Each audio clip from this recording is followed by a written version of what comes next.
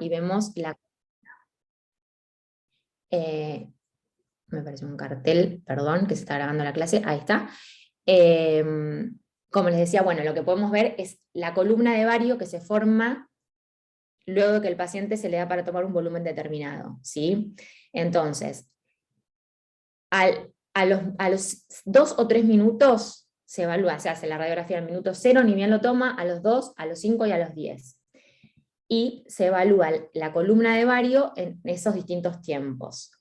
Una columna de 5 centímetros tiene una sensibilidad y una especificidad alta para el diagnóstico de un trastorno en el vaciamiento del esófago, ¿sí? Y la columna, cuando va siendo un poquito más bajita, va bajando la sensibilidad y especificidad para ese diagnóstico, pero como concepto, cuando un esófago funciona bien, al minuto 1 ya está completamente vacío. Entonces, la seriada minutada no es que hay que realizársela sí o sí para operar un paciente, pero sí cuando la manometría ahí nos da medio dudosa.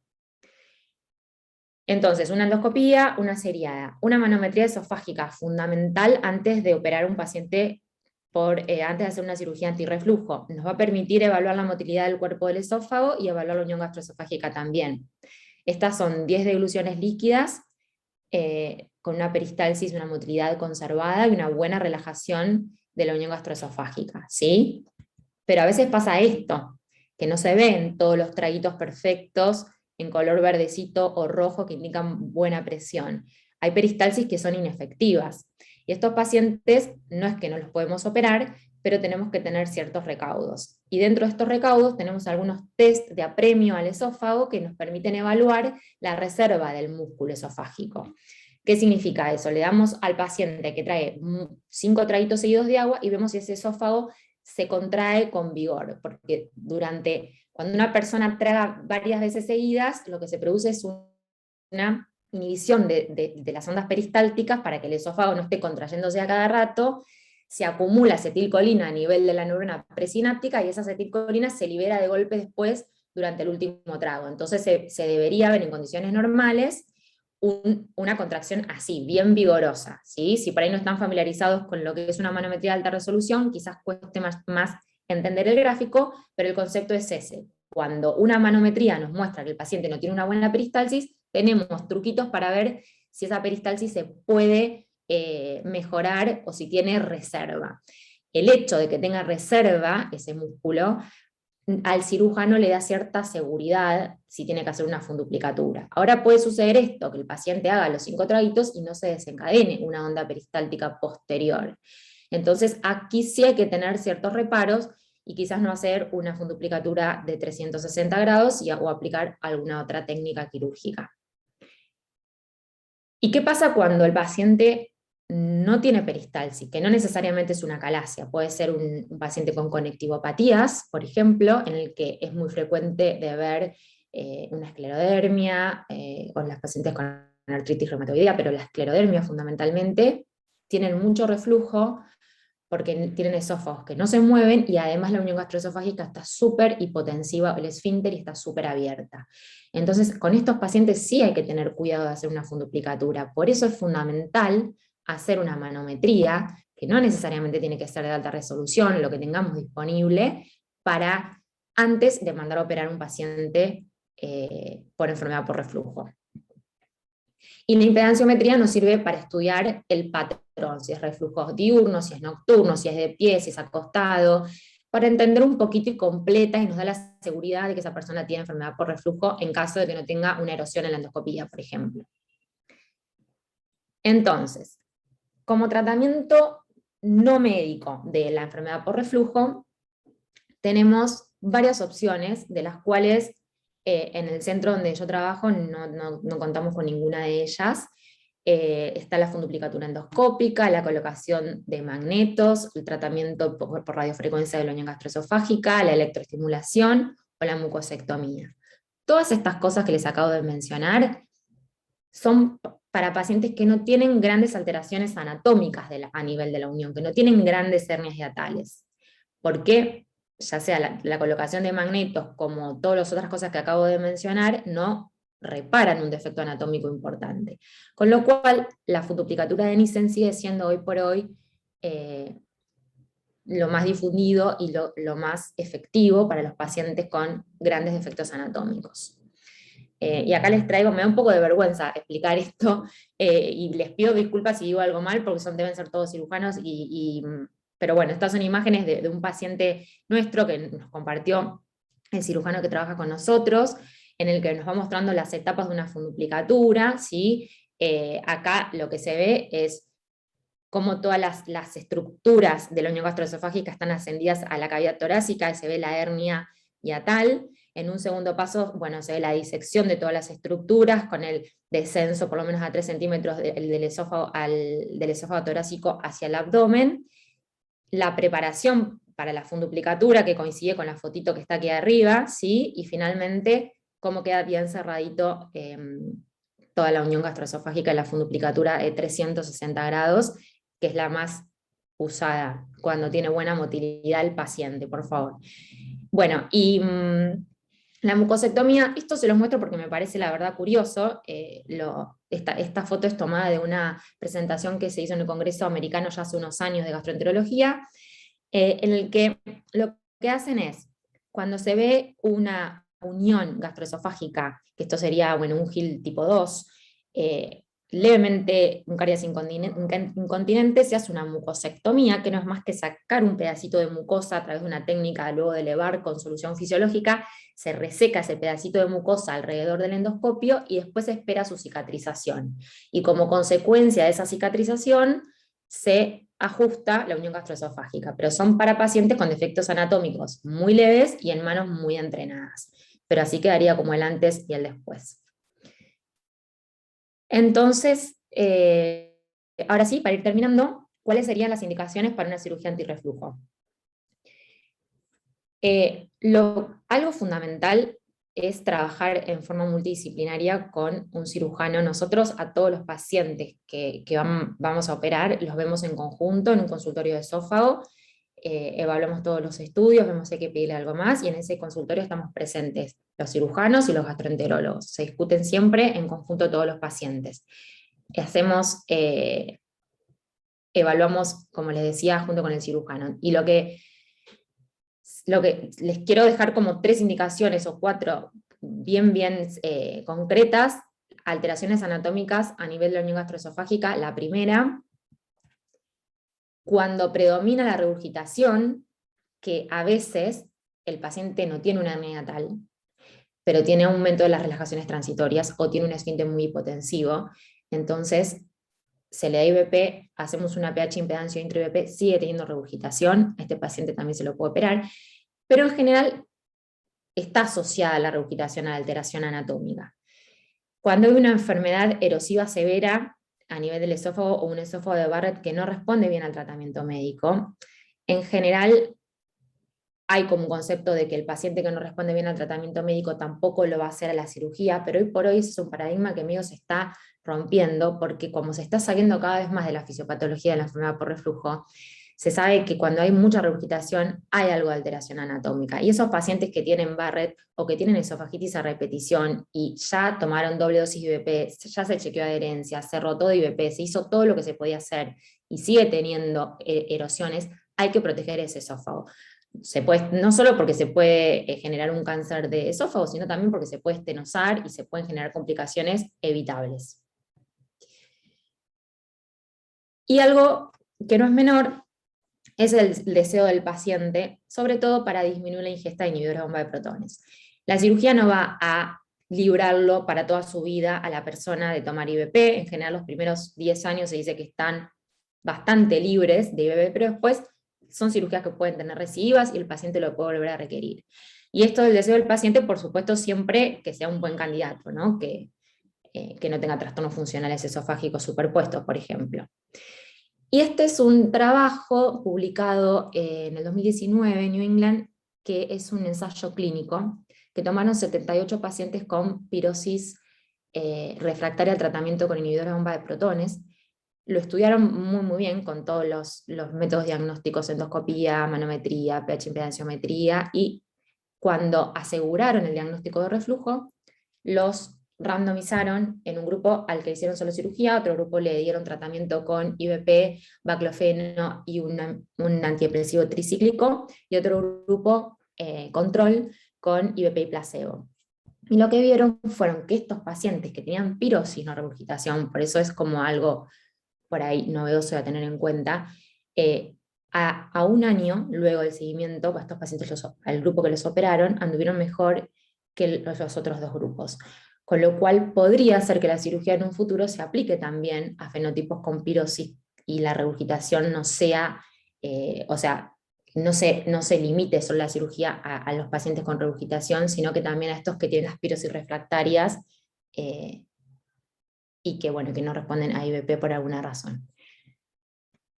Entonces, como comentarios finales, la enfermedad por reflujo es una entidad prevalente que engloba una familia de síndromes con una matriz multifactorial que la hace compleja.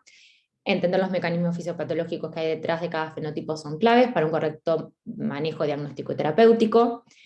Los métodos diagnósticos son imperfectos. Una interpretación incorrecta puede llevar a un paciente a tomar IVP o a someterse a una cirugía en forma innecesaria. Está este nuevo paradigma en el que la falla de tratamiento con IVP no necesariamente descarta la opción quirúrgica, por lo tanto siempre es fundamental contextualizar los hallazgos de manera individualizada en cada paciente y hacer, bueno, lo que ya está muy en boga, la medicina de precisión, ¿no? El tratamiento correcto para la persona correcta. Muchas gracias. Bueno, Juli, muchas gracias por la presentación muy buena, muy clara. Hacemos la presentación de Laura y después hacemos todos los comentarios al final.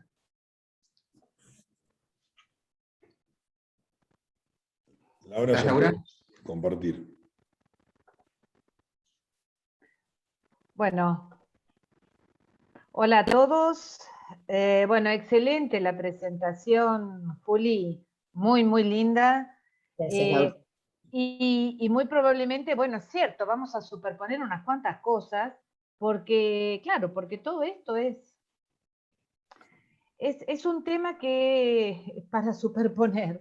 Pero bueno, yendo a los factores responsables de la fisiopatología, este trabajo que se presentó en el 2020 está muy interesante porque nos hace pensar cuáles son los factores de la fisiopatología, como que lo vayamos repensando. Y tenemos factores intrínsecos, factores extrínsecos, fisiológicos, secretores, hay varios. Muchos de ellos habló Juli, en donde desde la válvula de Hill, el ángulo de Hill, ligamentos, vamos a tratar de enfocarnos en algunos de ellos y podemos decir que en este concepto importante que la fisiopatología de la enfermedad por reflujo es multifactorial, tal cual lo dijo Juli, es multifactorial. Entonces, se desarrolla esta enfermedad cuando la barrera se ve superada con tal frecuencia que los mecanismos de defensa se vuelven insuficientes. Y ahí vamos a tener que apuntar, hablando de barrera, a la unión esófago-gástrica con esfínter esofágico inferior más la crura, y podemos hablar de esfínter esofágico inferior hipotensivo, presencia de hernia, relajaciones transitorias, la edad, la obesidad central, el embarazo, algunos factores genéticos, factores gástricos, secreción gástrica, motilidad gástrica, eso también hay que tomarlo en cuenta, el acid pocket, esa capa que hay dentro del contenido gástrico que se mantiene a un pH entre 1 y 2, y los factores esofágicos que son la actividad motora, la saliva, la mucosa, la integridad y los mecanismos de defensa. Vamos un poco a ver detalles, no todo, de cada uno de ellos. Dentro de la barrera antirreflujo les voy a hablar de dos cosas. De las relajaciones transitorias, porque hasta hace poco era el principal mecanismo de reflujo, tanto en la enfermedad por reflujo no erosiva como en la erosiva, leve a moderada. Estas relajaciones no están asociadas específicamente con la deglución, pero son más prolongadas, se dan simultáneamente con la relajación de la crura diafragmática y se acompañan de reflujo ácido, cuando justamente el acid pocket se encuentra mayormente por encima del diafragma, o tengo una unión esófago-gástrica muy laxa y se extiende hacia la apertura hiatal. Por el contrario, cuando la side pocket se encuentra por debajo del diafragma, no todas las relajaciones transitorias se van a acompañar de un episodio de reflujo ácido. Y acá tenemos un evento que cada vez le estamos dando más importancia, que son el tema de los eructos supragástricos. Los eructos supragástricos es un trastorno que en realidad es un trastorno del comportamiento. El paciente aspira aire, traga y lo lleva de la boca al esófago y después lo expulsa a través de la faringe. El diafragma se contrae, genera presión negativa y el esfínter esofágico superior se relaja porque así chupa aire y el aire sale después de forma retrógrada hacia la faringe, aumentando la presión gástrica y esofágica mediante el esfuerzo abdominal. Y todo esto en 2 segunditos. 2 segunditos. ¿Y cómo es que esto puede inducir reflujo? Porque la distensión esofágica inducida por el eructo supragástrico aparentemente puede provocar la relajación transitoria por estimulación de los receptores subdiafragmáticos también. El aumento de la presión abdominal hace subir el contenido gástrico a través del esfínter esofágico inferior y la relajación transitoria podría provocar un reflejo de relajación también del superior, del esfínter superior, que a su vez deja que el aire entre en el esófago. Bueno, todo esto es un mecanismo que se puede reeducar y que a veces el eructo supragástrico lleva consigo al reflujo, otras veces acompaña el episodio de reflujo haciéndolo refractario a los tratamientos y otras veces no se acompaña de reflujo y solamente sí se acompaña de pirosis. Eso que nombraba Juli hoy cuando decía, ¿por qué será entonces que la pirosis esté manifestándose como algo que en una de esas síntomas pirosis pueda terminar siendo de resorte quirúrgico? Bueno, el tema es que se vio, lo vamos a ver un poquito más adelante también, que la distensión con un balón a nivel del esófago proximal, estos son trabajos del año 2000, de Jan Tak, reproduce pirosis en sujetos sanos también. Así que aparentemente la estimulación de los tensoreceptores del esófago superior por volumen, ahí es porque subió líquido y entonces ahí sí sería interesante pensar en esa pirosis que se produjo por volumen, podría ser de resorte quirúrgico, pero también por acumulación de aire. Así que hay que diferenciarlo bien con una impedanciometría, si es volumen o si es aire. El aire acumulado por haber hecho un eructo supragástrico puede reproducir pirosis. Bien, acá lo que vio Glasinovic es que mostró que los pacientes con enfermedad por reflujo con eructos supragástricos excesivos, el 26% del porcentaje de tiempo de exposición al ácido era causado por estos eructos supragástricos. Este estudio también mostró que se mejoraba el porcentaje de tiempo de exposición al ácido si reducían los eructos supragástricos. A ver, tenemos acá un jugador más. No solamente voy a trabajar con los IBP, sino que voy a trabajar con la sensorialidad y con la conductualidad. Si yo mejoro este tema de los eructos supragástricos, puedo disminuir porcentaje interesante de tiempo de exposición al ácido. Esto indica que los eructos supragástricos en sí mismos pueden provocar reflujo y no son coincidencia. No siempre, ¿eh? Bien. Sigamos con la fisiopatología y entonces tenemos factores gástricos. Si yo tengo un retraso en el vaciamiento gástrico con aumento de la presión intragástrica, esto puede gatillar las relajaciones transitorias. Seguimos hablando de la side pocket. En el periodo postprandial inmediato, el pool de ácido se encuentra en el estómago proximal por encima del quimo y ante el fracaso de una barrera antirreflujo se expone al esófago. Por eso es que le decimos a los pacientes, por favor, no se acuesten inmediatamente después de comer. Esta es la cosa. Acá se ve por qué razón yo no me tengo que acostar después de comer. Porque siempre tengo un sobrenadante en la side pocket que lo primero que va a hacer cuando tengo mi estómago lleno es irse hacia mi esófago. Bien. Secreción ácida y gástrica y pepsina. No es de relevancia y hasta puede estar disminuida en una gastritis atrófica, así que no es lo más significativo, pero el reflujo duodeno-gástrico, un 60% de los pacientes con enfermedad por reflujo gastroesofágica refractaria tienen tiempo de exposición biliar patológico. Y vayamos a los factores esofágicos. Así que ya vimos varias cosas. De los factores esofágicos tenemos la saliva.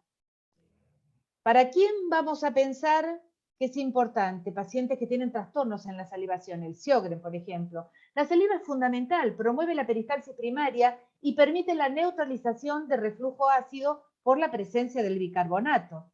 La actividad motora del esófago presente en 30% de los sujetos con reflujo pueden tener motilidad inefectiva, que es lo más prevalente, o mecanismos patogénicos que no están claros, y se debate si es un fenómeno primario o secundario a la inflamación, porque muchas veces se discute si después de una exposición ácida de larga data no se deteriora también la actividad motora del esófago. ¿Y eso qué fue primero? ¿El huevo o la gallina? Bien. Hay otros dos jugadores más, la integridad de la mucosa y el mecanismo de defensa de la mucosa. Vamos a ellos. Integridad de la mucosa esofágica. Ya los trabajos de Hogwood en el 1970 describió los espacios intercelulares dilatados en las zonas no erosionadas, pero después, 15 años después, se describió en la enfermedad por reflujo no erosiva que estos espacios podían estar dilatados y actualmente se toma la alteración de la impedancia basal como parámetro de integridad de la mucosa que está disminuida en la enfermedad por reflujo y en la enfermedad por reflujo no erosiva en relación a los sanos. Con respecto a esto que decía Juli de la impedancia basal de la mucosa, Baesis, el que está trabajando muchísimo con esto porque armó todo un aparatito para medir la impedancia dentro de la endoscopía y hizo todo unas charlas enormes en esta última DDW mostrando su equipo. Pero recordemos que cuando nosotros hacemos una impedanciometría, vemos la impedancia basal porque los dos últimos canales, los canales distales, cuando muestran una impedancia basal, Juli sabe muy bien que cómo nos cuesta leer la impedanciometría cuando tenemos una impedancia por debajo de 800, 500, es terrible. Porque no podemos ver muy bien y muy claramente la caída y ver y identificar el momento del reflujo. Pero se ve la afectación de esa mucosa por una impedancia basal baja. Y aparte podemos ver la direccionalidad, si el reflujo es diurno y nocturno, si está asociado o no asociado a los síntomas. Así que yo creo, y esto es interpretación mía, que este tema de medir solamente la impedancia basal en el acto endoscópico sirve, es muy útil, porque va a estar directamente ligada y hay una correlación en enfermedad por reflujo erosiva, no erosiva, esofagitis eosinofílica y sanos. Todo eso sí, pero nos perdemos de ver otras cosas que se ven en la impedanciometría, como es la presencia de eructos supragástricos, cómo es si existe rumiación o no, cómo es que la vemos y bueno, si hay simultáneamente una manometría, bueno, pero sí, si es biposicional, si es solamente nocturno, muchas cosas. Así que esto era para agregar al comentario que tan lindo nos hizo Juli. Y hay también mecanismos de defensa de la mucosa. Miren ¿por qué es tan multifactorial? Esto también nos sirve para pensar por qué razón muchas veces utilizamos alginatos y demás. Porque estos mecanismos son útiles. Está el mecanismo preepitelial, que es la capa de agua, que es limitada a su capacidad de buffer, pero está compuesta por bicarbonato, saliva y secreciones glandulares, y proteínas de adhesión epiteliales que impiden la difusión del hidrógeno y el paso de otras sustancias luminales como los ácidos biliares y la tripsina, y esto está disminuida en la enfermedad por reflujo no erosiva como en la erosiva. Y también hay un mecanismo posepitelial que es la neutralización del hidrógeno por el bicarbonato sanguíneo. Bien, entonces nos dimos cuenta que la fisiopatología es multifactorial y el diagnóstico va a ser una combinación de síntomas, de estudios endoscópicos, de monitoreo ambulatorio del reflujo y de respuesta IBP. Pero necesitamos todo, porque es lo que dijo Juli, esto es un traje a medida, no es solamente decir este paciente tiene reflujo, este paciente tiene síntomas que son compatibles con reflujo. Ahora, ¿qué tipo de paciente tengo? Bien, síntomas típicos, pirosis y regurgitación. ¿Nos podemos guiar por esto? La sensibilidad de un 70%, la especificidad de un 53%. Pero fíjense, esto es lo que les comentaba, la reproducción de pirosis con un varostato en el esófago superior en los sanos, 60%. Y en los pacientes con reflujo menos, porque en los pacientes con reflujo la mayor reproductibilidad se da en la lesión, en la zona más lesionada, que es en el esófago inferior. Pero fíjese qué interesante esto, ¿no? Que yo puedo reproducir pirosis simplemente por un globo de aire. Entonces, ¿qué pasa con el tratamiento empírico? Tiene una sensibilidad del 78, pero una especificidad no tan buena. Entonces, la prueba terapéutica con inhibidores de bomba puede usarse en el diagnóstico en pacientes con síntomas típicos. Pirosis, regurgitación, punto. Sin signos típicos, sin signos de alarma, obviamente. No hay consenso acerca de el tipo de inhibidor de bomba, la dosis, la duración, y en general se recomienda usar. Afuera todo el mundo te dice doble dosis. Nosotros generalmente usamos simple dosis por un mínimo de 2 semanas y se considera positiva cuando la mejoría de los síntomas es superior al 50%. Bien, ¿qué pasa con el esofagograma varitado? Que como bien dijo Juli, es fundamental prequirúrgico. Pero yo no me puedo guiar para el diagnóstico, que son dos cosas distintas. Es el hecho de que utilicemos y de que tengamos tantos estudios diagnósticos es saber qué y para qué. El qué es cuando indico un estudio y para qué es fundamental. Primero me tengo que preguntar qué quiero buscar. La anatomía siempre la tengo que tener bien delimitada cuando voy a ir a una cirugía. Ahora bien, si yo solamente estoy haciendo diagnóstico de reflujo, ¿me sirve? A ver, sabemos que hay hasta 50 episodios de reflujo por día que son funcionales, hasta 40. Son funcionales, son normales. Entonces, no es recomendada para el diagnóstico porque es poco sensible. La presencia de reflujo espontáneo o provocado cuando comprimimos no aumenta mucho la sensibilidad del test y la única utilidad en la actualidad es evaluar al paciente que tiene reflujo pero que tiene disfagia concurrente o si lo voy a usar prequirúrgico, que totalmente de acuerdo con Juli. ¿Qué pasa con la manometría? Muy bien. El valor de la manometría, así en general, es limitado como diagnóstico primario de reflujo. Porque a veces el esfínter hipotensivo o alteraciones motoras intermedias del esófago no son específicas de reflujo. Puedo tener otro tipo de patología y no justamente reflujo, pero de acuerdo a las últimas recomendaciones del Colegio Americano del 2018, las indicaciones de manometría están dadas para evaluar síntomas esofágicos inexplicables, colocación precisa de las ondas de pH y de pH impedancia, eso tal cual remarcó Juli. No lo podemos poner la sonda sin una ubicación precisa por manometría previa. Evaluación de la función peristáltica antes de una cirugía, fundamental. Níseno, una miotomía esofágica. Evaluación en las disfagias postoperatorias. Evaluación de la rumiación. Evaluación en pacientes con esclerodermia y algunas indicaciones emergentes como la evaluación en la función peristáltica antes de una cirugía bariátrica y trasplante pulmonar y el seguimiento postquirúrgico de la calasia. Pero bueno, acá ven que tiene su lugar dentro de la enfermedad por reflujo.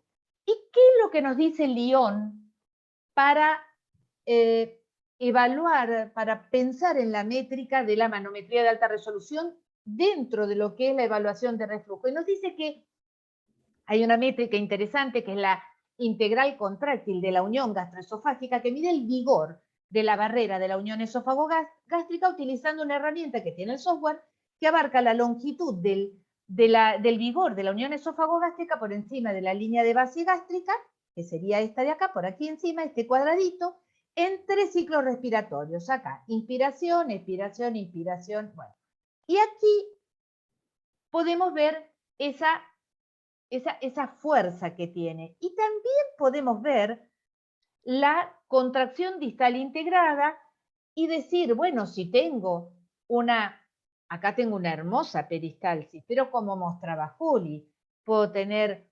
unas ondas que sean con una peristalsis intacta, más del 50% de las contracciones con un DSI, que es esto que vemos acá, es ese vigor mayor de 450 milímetros de mercurio, fragmentada porque tenga acá una separación importante con separación, pero con un buen DSI, o una motilidad ineficaz, en donde tengo un DSI menor de 450, o aperistáltica, en donde directamente tengo una 100% de contracciones aperistálticas. Pero ¿qué pasó? Ahora la clasificación de Chicago 4.0 nos dice que la motilidad inefectiva es un poquito más estricta.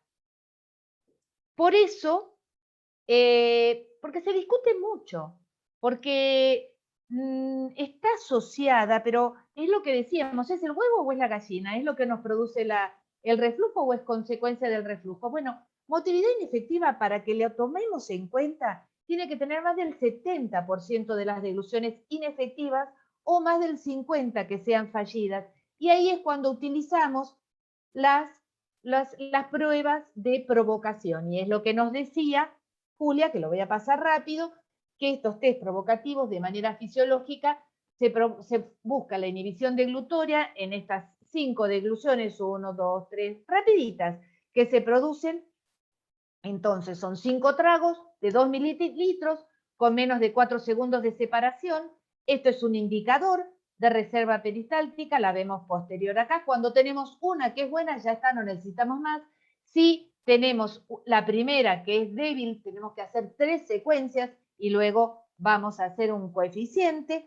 Y la ausencia de reserva peristáltica me va a decir que va a tener una mala respuesta este paciente, no solo la acción de los prokinéticos, sino probablemente vamos a tener problemas con la cirugía. Y en el diagnóstico vamos a utilizar varias ayudas diagnósticas, entre ellas la pHimetría, que es el test que permite evaluar la exposición ácida anormal, la frecuencia de reflujo, la asociación entre los síntomas y los episodios de reflujo, y en la enfermedad por reflujo erosiva, la sensibilidad es del 77 al 100%, y una especificidad que va del 85 al 100%. Y en la no erosiva, una menor sensibilidad. Luego tenemos el Bravo. El Bravo nos permite tener más tiempo porque yo estoy colocando una cápsula inalámbrica que la voy a pegar, la voy a poner por endoscopía. Esto va a estar a 6 centímetros de la unión esófago-gástrica, y por telemedición, miren qué chiquitita que es la cápsula, voy a poder ver 3 días de medición de este monitoreo. Esta mayor tolerancia del paciente y la opción de extender el estudio entre 48 a 96 horas. Permite evaluar en el mismo estudio la respuesta a IBP, porque puedo darle al tercer día un inhibidor de bomba y ver cómo responde. Sin embargo, solo detecta pH ácido, aunque la prolongación del estudio permite aumentar el rédito diagnóstico, porque se ha visto que muchas veces en el primer día de la colocación de la pH sola no se ven tantos episodios de reflujo como en el segundo día. Y ahí es cuando sale la pH impedancia. La pH impedancia nos permite ver, y en este trabajo, que fue un artículo en donde se vieron, trabajaron 21 expertos, se vio en 10 países, un metaanálisis que vio que el reconocimiento del reflujo gastroesofágico por impedancia y pHometría tenía una sensibilidad del 100% y una especificidad del 81%, capaz de documentar el 96% de los episodios de reflujo gastroesofágicos que se veían por videofluoroscopía, y es la prueba más sensible para detectar el tipo de reflujo. Y acá vemos claramente cómo es una deglución, cómo va una deglución de arriba hacia abajo, de derecha a izquierda. Esta es la dirección de una deglución, y cuando lo vemos en un plot, miren qué lindo que se ve. Acá se ve la caída del impedancio, pero acá se ve, en estos colores van a ver claramente. Esta El color azul es el color que cuando no hay iones, es el del aire, típico del aire. Y el rojo es cuando tenemos solutos, como en el material refluido. Entonces, fíjense que bien, acá está tragando saliva y se ve en perfecto la dirección de la deglución. Acá tengo un episodio de reflujo que se ve clarísimo en el plot y se ve también muy claro en el gráfico. Y que se ve que está asociado a una caída de pH.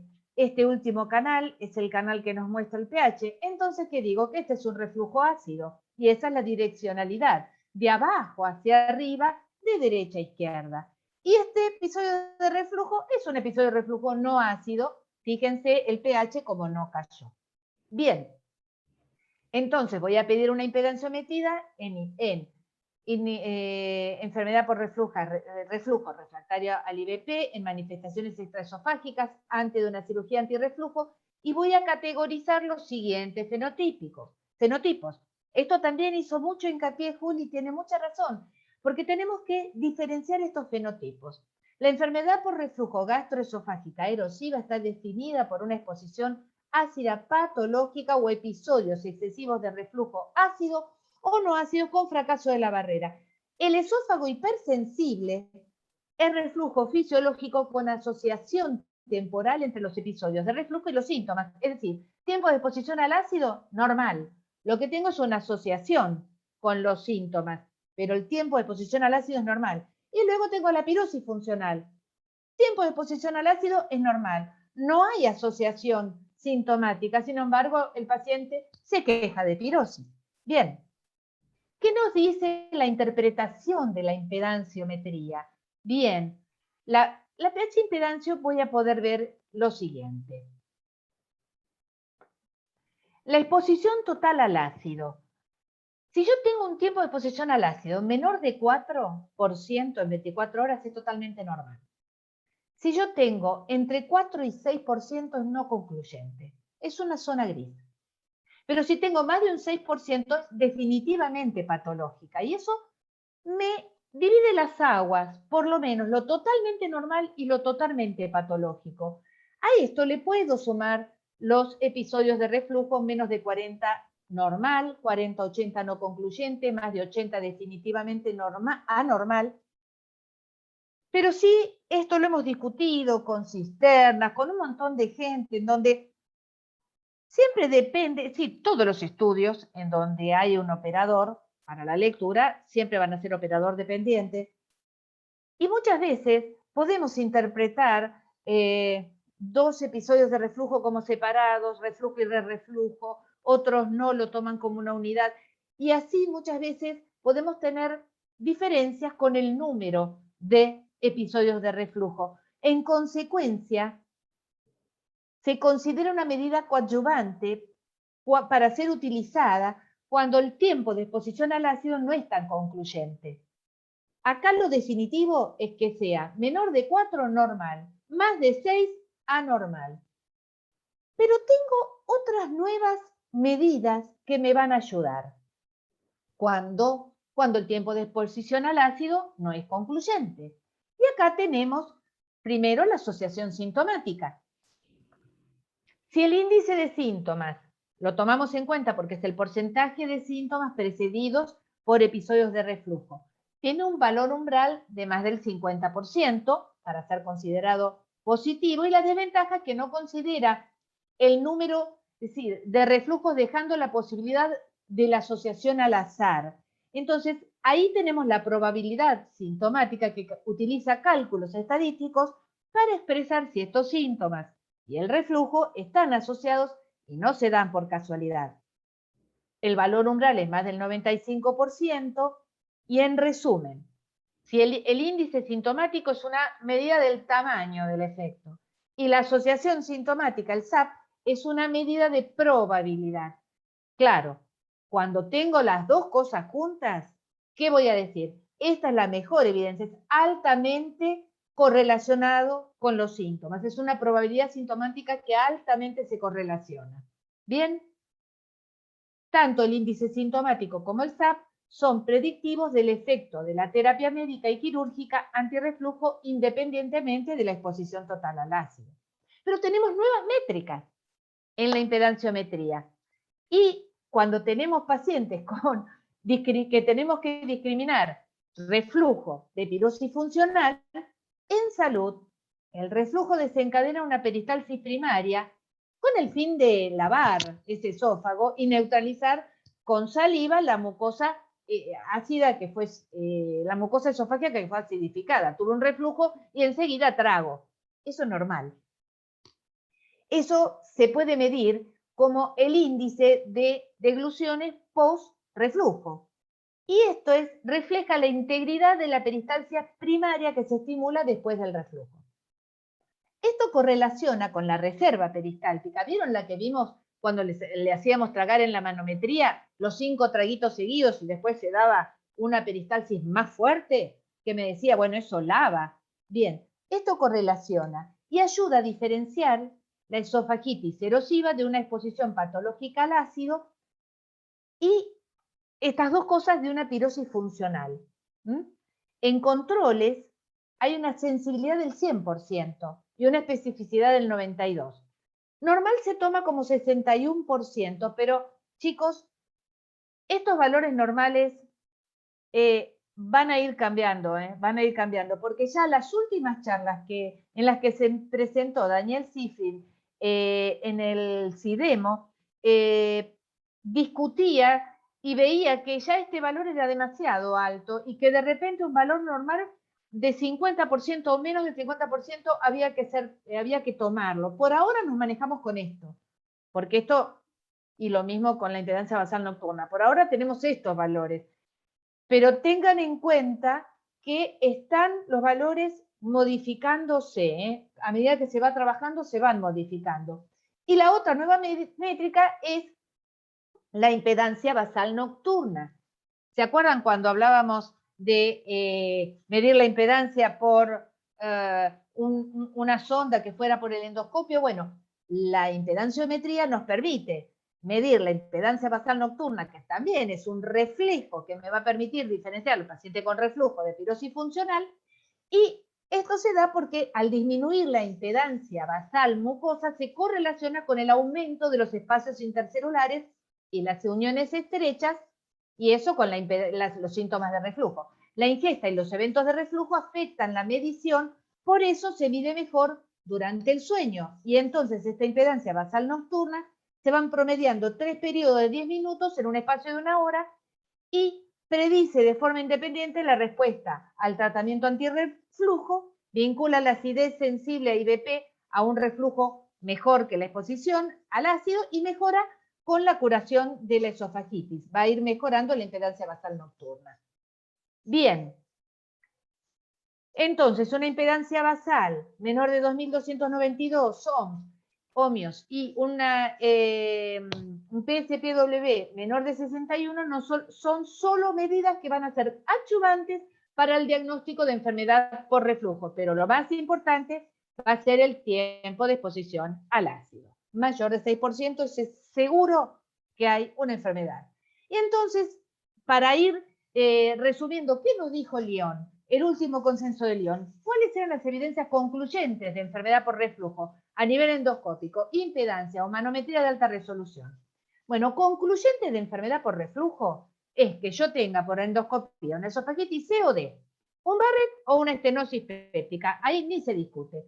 Una exposición, un tiempo de exposición al ácido mayor del 6%, ahí ni se discute. Y ahí no necesito nada más. Este paciente tiene una enfermedad por reflujo, punto.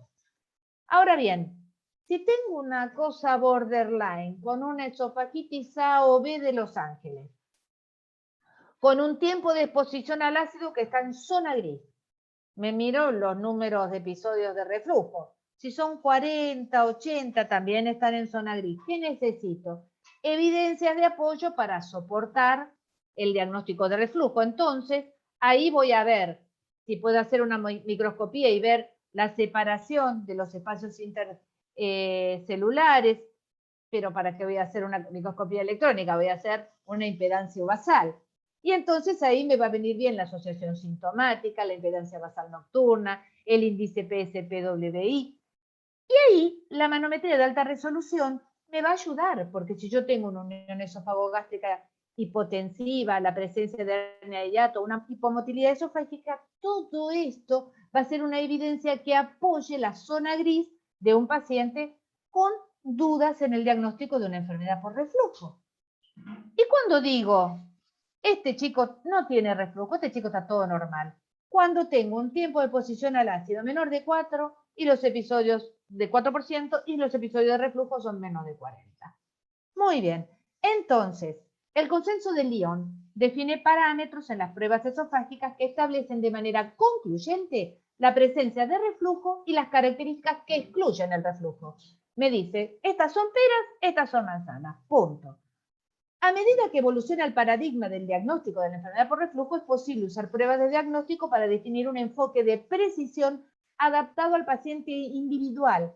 Por lo tanto, los objetivos de la evaluación tienen que pasar por definir fenotipos. Esto lo dijo Juli. Hay que definir fenotipos de la enfermedad por reflujo gastroesofágico para facilitar el tratamiento a medida.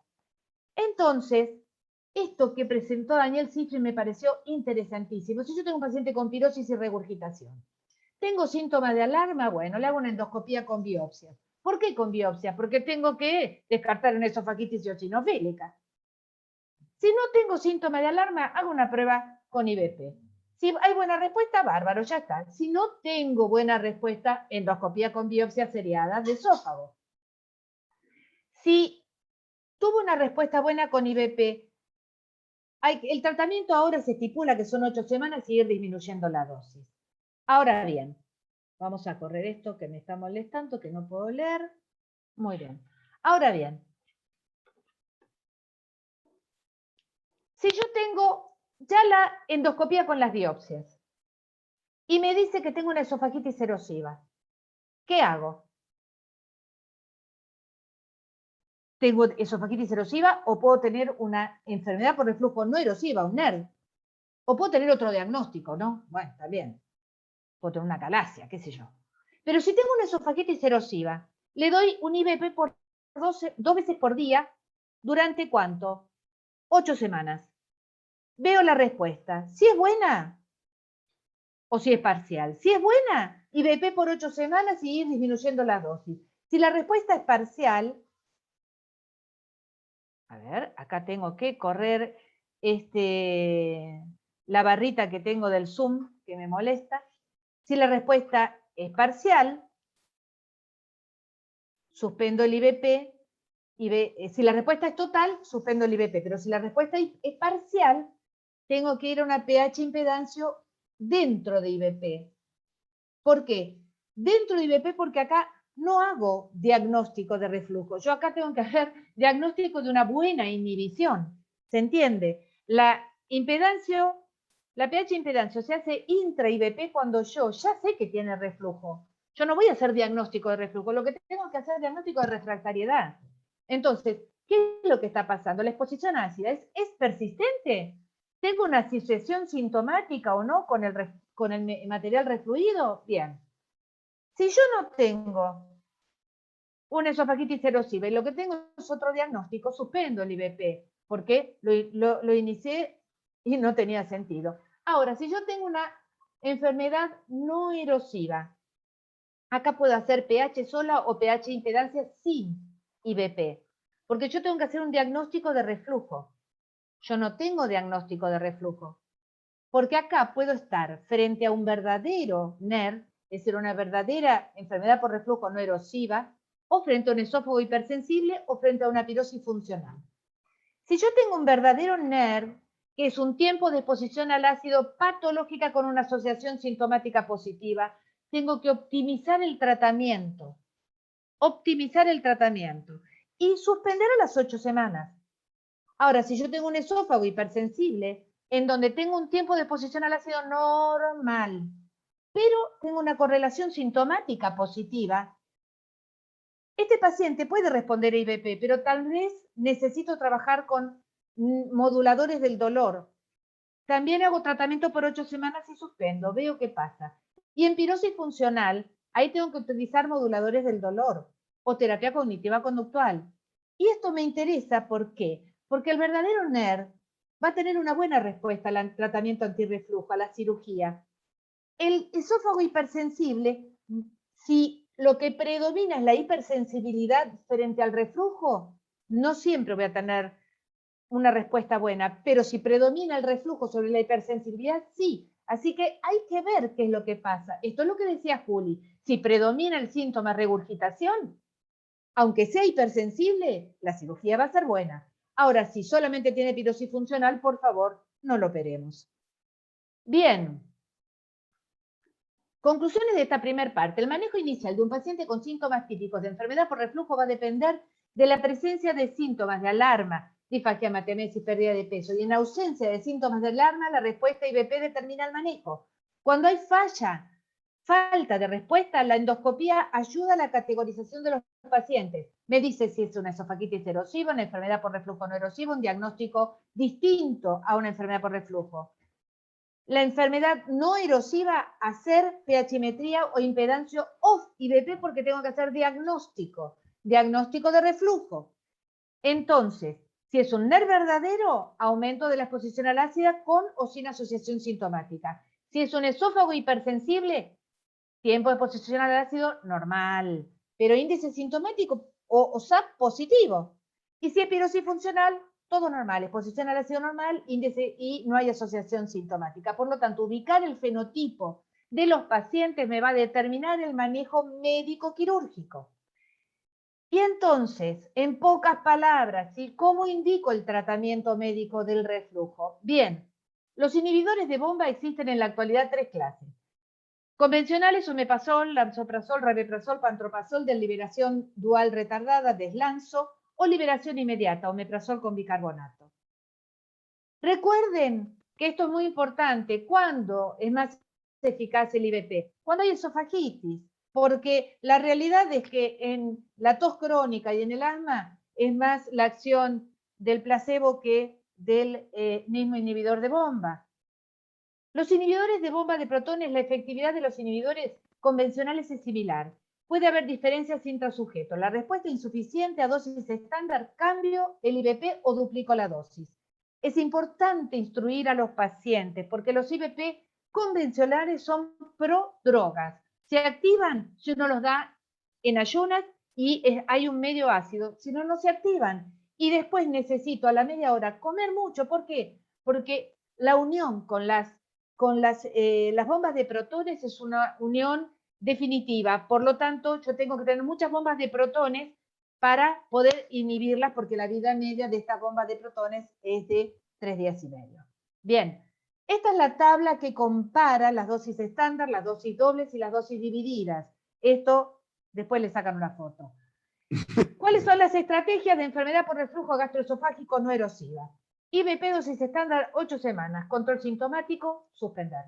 Esquema a seguir ante recaída sintomática de mantenimiento. Puede ser continuo, utilizar de forma ininterrumpida una dosis mínima de IVP que proporcione control sintomático. Puede ser intermitente, es decir, utilizar dosis estándar por periodos definidos de al menos 2 o 4 semanas cada vez que tenga recaída el paciente. O puede ser a demanda. ¿Qué es a demanda? Es una dosis estándar cada vez que el paciente tiene síntomas y lo suspendo cuando el paciente controló los síntomas. Y a veces puedo rotar IVP con un anti-H2, pero esto es por periodos cortos. Recuerden que hay taquifilaxia. Este es el esquema. Fíjense, continuo es media dosis siempre, intermitente a periodos regulares se va haciendo, y a demanda es cuando tiene los síntomas hasta que el síntoma desaparece. Esto es importante, se los quiero dejar, esto falta muy poquito. Si la pirosis no responde al IVP, ¿en qué pienso? Bien. Que los IVP no normalizaron la exposición ácida esofágica, es decir, bajo una dosis de IVP, el 30% de los pacientes pueden continuar con enfermedad, con exposición al ácido patológica. Bajo doble dosis de IVP, solo el 7% continúa con exposición al ácido patológico. Y ahí existe el tema del bolsillo ácido, el síndrome de Zollinger-Ellison, los escapes nocturnos o la resistencia a los IVP. Entonces, una de las cosas que voy a pensar, algunos de estos 3 puntos. Pero también puedo pensar si los IVP normalizaron la exposición al ácido, pero cada episodio de reflujo, sea ácido o no ácido, me va a despertar pirosis, tengo que pensar en hipersensibilidad al reflujo. 36-38% de los pacientes pueden tener hipersensibilidad al reflujo, fundamental la asociación sintomática, dado por contenido ácido, débilmente ácido, bilispepsina o distensión esofágica. También puedo pensar que la pirosis esté causada por un trastorno motor, esofagitis eosinofílica o acalasia, así que si se sospecha esofagitis eosinofílica, por favor, suspendan los IBP 3 a 4 semanas previas a las endoscopías, porque si no, no lo vamos a ver. Puedo pensar que la pirosis es en realidad causada por causas no esofágicas, que sea problema coronario. O puedo pensar que la pirosis no es causada por evento de reflujo, es un trastorno motor y ninguna otra causa conocida, y esto es una pirosis funcional que hasta un 39% de los refractarios a IBP, a doble dosis de IBP, lo que tenían era una pirosis funcional. Por eso, si lo estudiamos bien de entrada, nos evitamos todos estos problemas. ¿Y qué pienso si la regurgitación no respondió al IBP? Bueno, tengo que pensar en que hay un trastorno conductual. A ver, primero que puede haber un trastorno alimentario, como rumiación. Después que hay un trastorno conductual, el tema de los eructos supragástricos es muy importante. Eso piénsenlo, ténganlo en la cabeza como algo nuevo. Después, trastorno mayor, que haya acalasia, que haya falla en la barrera con persistencia de reflujo. Esto es lo que decía Juli. Yo puedo inhibir y cambiar el pH del material refluido, pero si yo tengo una falla en la barrera, voy a seguir regurgitando. Y puede ser que si se asocie con disfagia, impactación o dolor torácico, esté frente a una esofagitis eosinofílica. Por lo tanto, ¿qué vamos a pensar? Esto es lo último, síntomas pese a un IBP y una endoscopía normal. Bien. Si yo ya sé que tiene reflujo, porque me pregunto, tengo una historia de reflujo, una manometría de esófago, un monitoreo de pH sin IBP, porque no sé si tiene reflujo, porque digo, tiene síntomas o historia de síntomas que no son totalmente típicos. Lo primero que tengo que hacer es una manometría de esófago, un monitoreo sin el IBP y decir, ¿tiene reflujo o no tiene reflujo este paciente? Si tengo un tiempo de exposición al ácido normal y la asociación sintomática es negativa, manometría esofágica, pirosis funcional, punto. Si el tiempo de exposición al ácido es normal, la asociación sintomática positiva, hipersensibilidad al reflujo. Tiempo de exposición al ácido elevado, enfermedad por reflujo no erosiva persistente, esta es una verdadera enfermedad por reflujo. Al primero, neuromodulación, psicoterapia. Al esófago hipersensible, bloqueantes o alginatos, baclofeno. A la enfermedad por reflujo persistente, refractaria, vendrá en lugar de los PICAP, alginato, baclofeno. Y si yo tengo una historia de síntomas con reflujo, ya sé que tiene un reflujo, porque tiene una esofagitis C, D o una estenosis. Yo no tengo que responderme acá, no tengo que preguntarme si tiene o no tiene reflujo. Acá yo ya lo sé. Entonces, el monitoreo de pH va a ser con IBP, porque me tengo que preguntar, ¿tengo una exposición al ácido elevada o tengo una exposición al ácido normal y me inhibió muy bien?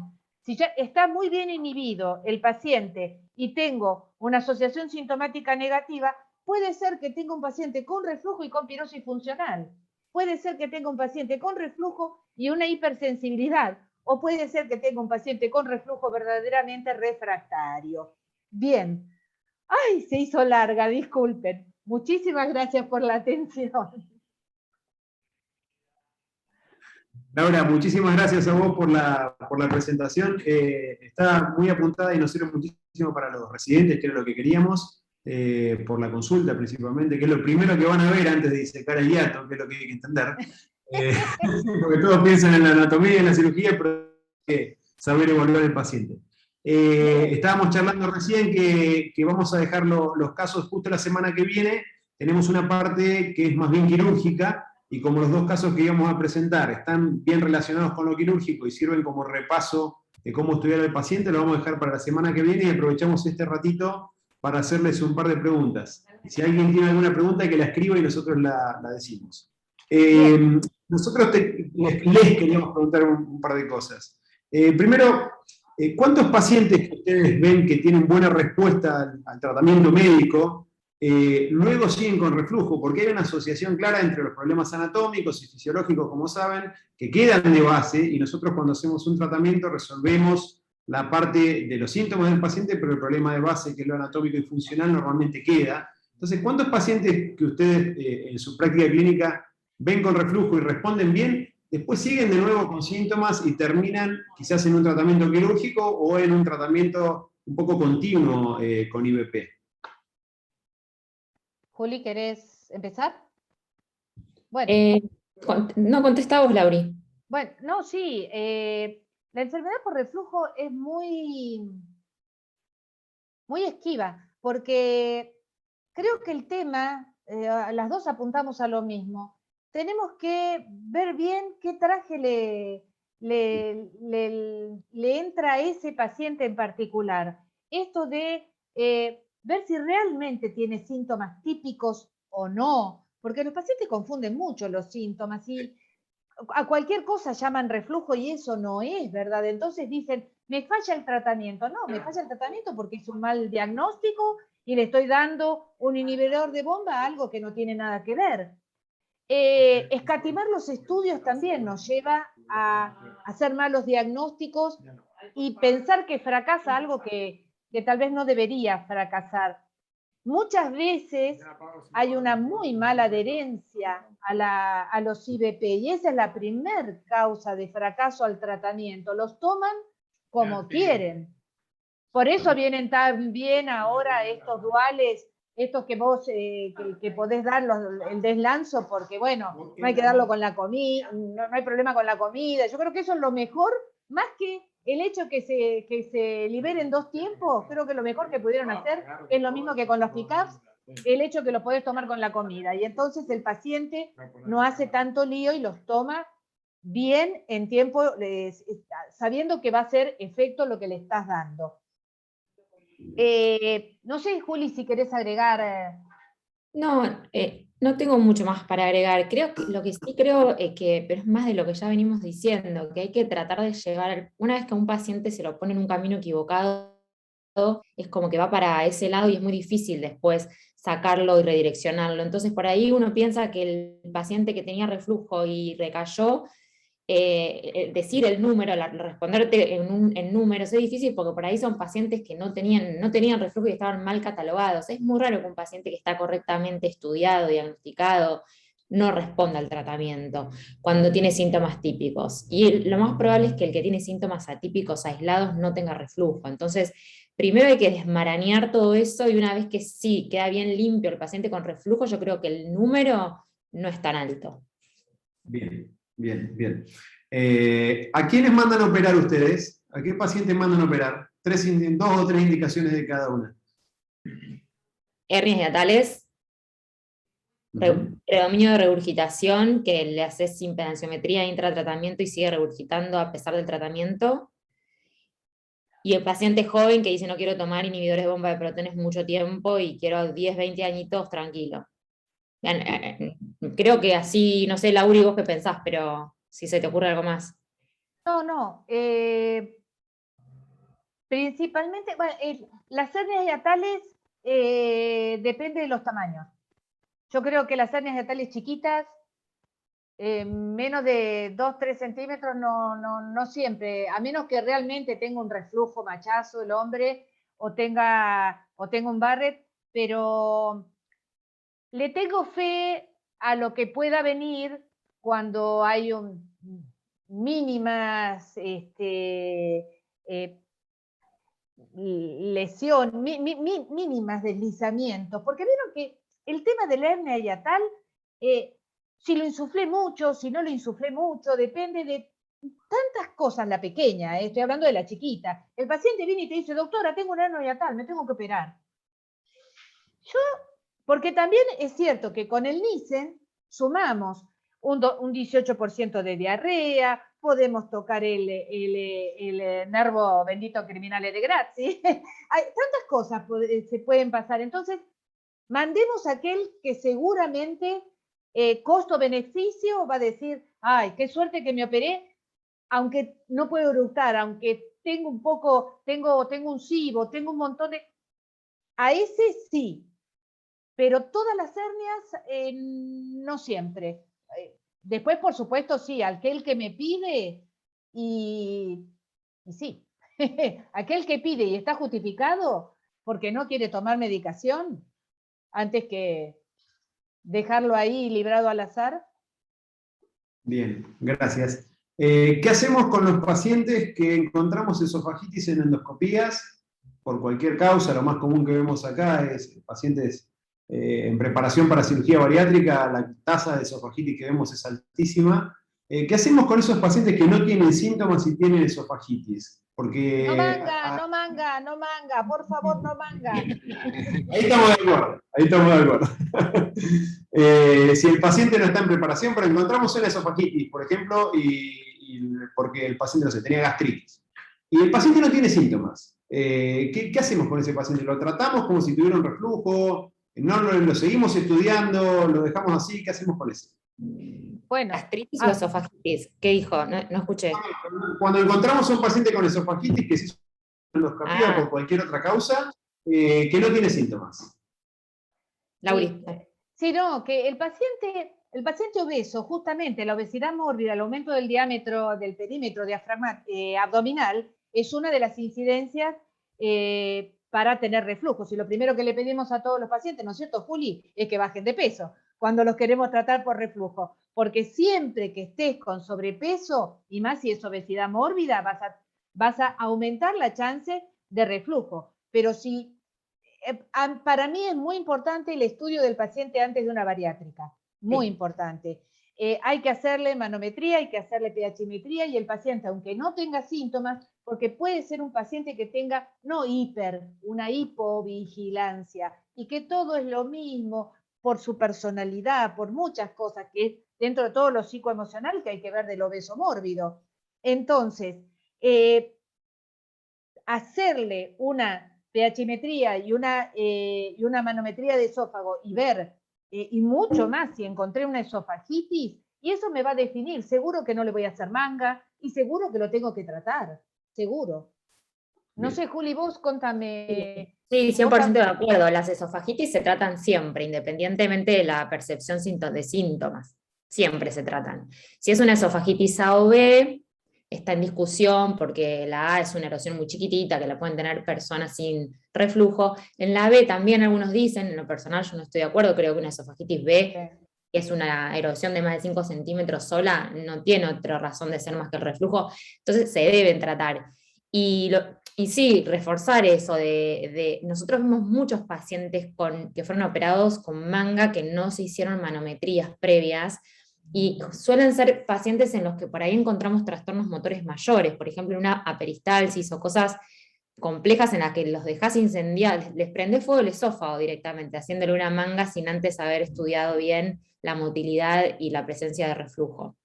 Pero como concepto las esofagitis se tratan siempre. Y es más, cuando no tiene esofagitis, ponele, no tiene esofagitis, no tiene nada, lo estudiaste, pero vos le viste una hernia, si vas a hacerle una manga, reparale la hernia, y reparale, porque sabemos que vamos a dejar un pouch chiquitito, y eso va a aumentar la presión dentro del pouch, y va a favorecer que se venza esa unión, que en una de esas toqueteaste por ahí los pilares, qué sé yo. Repáralo, total. Totalmente. Bueno, no sé si alguien más quiere hacer alguna otra pregunta. Mariano, si quiere hacer algún comentario final, porque ya estamos en horario. No, por supuesto. En nombre de la Sociedad de Cirugía, Laura, una genia, igual que Julieta, hemos aprendido mucho, la gente joven más. Así que nada, agradecerle por su tiempo destinado a la docencia, y seguramente nos veremos en alguna otra oportunidad. Muchísimas gracias a las dos. Perfecto, besos grandes. Igualmente. Muchas gracias por la invitación. No, por favor. Chau a todos. Y vean el partido ahora, ¿eh? Vamos a Argentina. Chau. Chao. Chao.